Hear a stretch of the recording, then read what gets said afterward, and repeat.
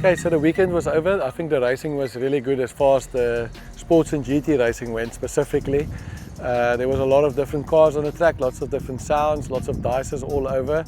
It was really good. The weather was perfect, great vibe.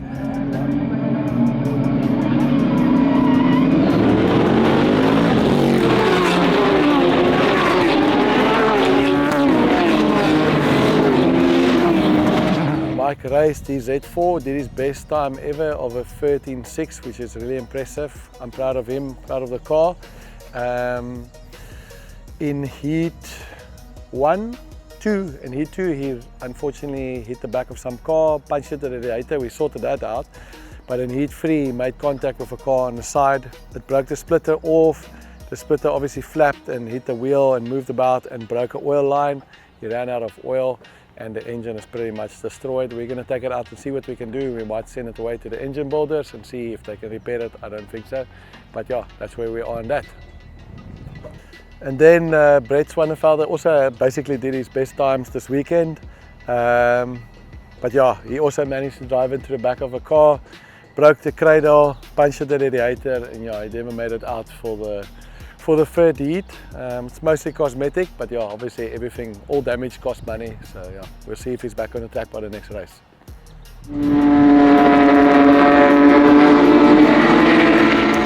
Yeah, Connor, again, fantastic weekend, finished every race. I believe he won all 3 heats in his class.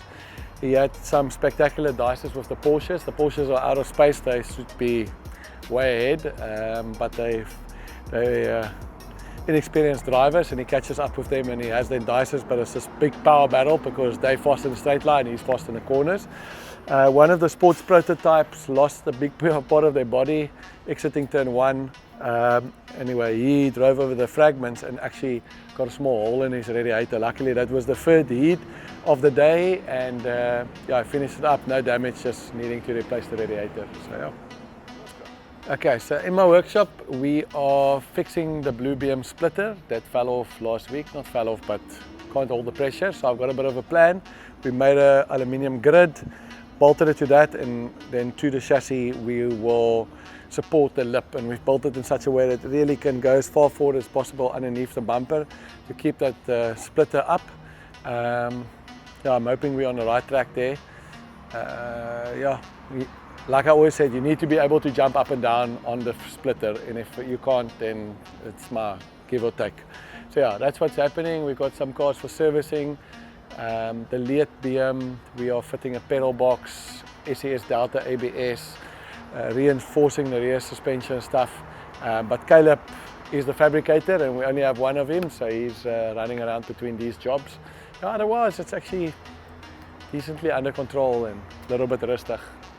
Okay, so this is the grid I mentioned earlier. This is a piece of aluminium billet that Marco machined out for me.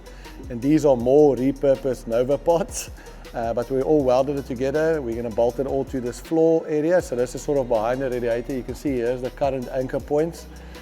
So the front of the lip wanted to bend down. You can actually see on these paint marks how far the bumper moved back. You know, as the splitter moved down and the bumper could bend down. So yeah, this is all the way forward and it's going to be very stiff, and then we're going to put cables on the ends up to the chassis legs.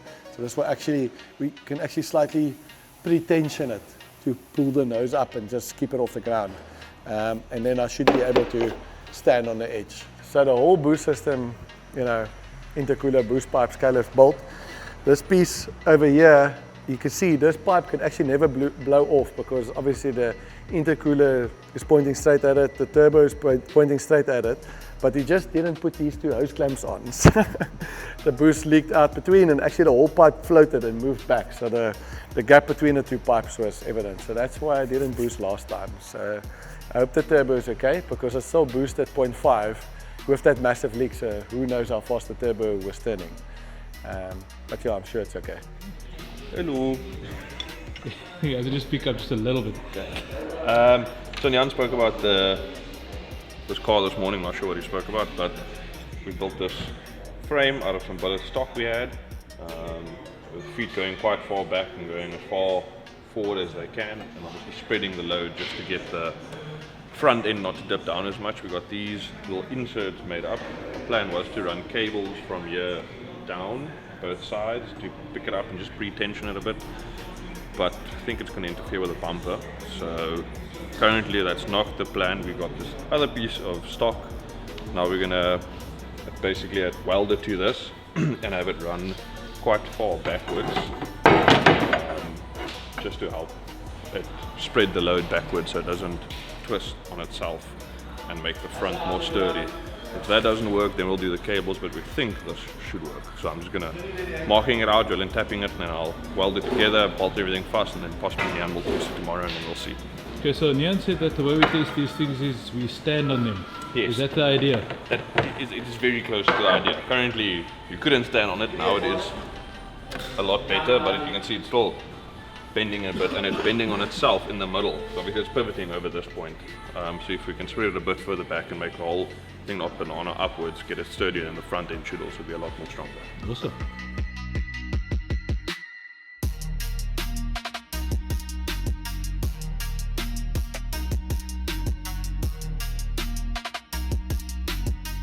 So on this Leatt E36 we are busy. Well, I've already taken out all the old brake lines, and the old ABS came out because we're fitting a new Delta Motorsport ABS. So putting it in a different position, so I'm redoing all the lines, and then all the wiring is also busy going into the car, and then there's also a pedal box that we're fitting to this car as well. So yeah, that's the plan with this thing, and then Caleb must just do the floor for me there, and then I can continue with that project. So Jason just asked me a very intelligent question: why is there only 2 pedals? So yeah, there's 2 pedals because this is a pedal box just for brake and clutch, because this car will have an electronic throttle pedal. So there will be a pedal mounted next to these pedals, and there will be an electronic actuator that will control the throttles in front in the engine bay.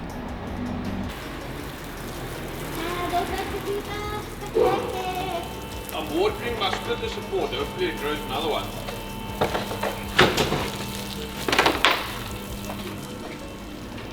I'm sorry, what did you say you were doing? And I'm watering my splitter support, hopefully it grows another one.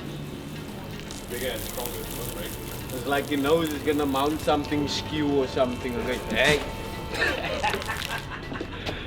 So will you tell the internet we'll see them tomorrow? We'll see you tomorrow. Like and subscribe. Like and subscribe, hit the follow button and All the things. yes, all that stuff.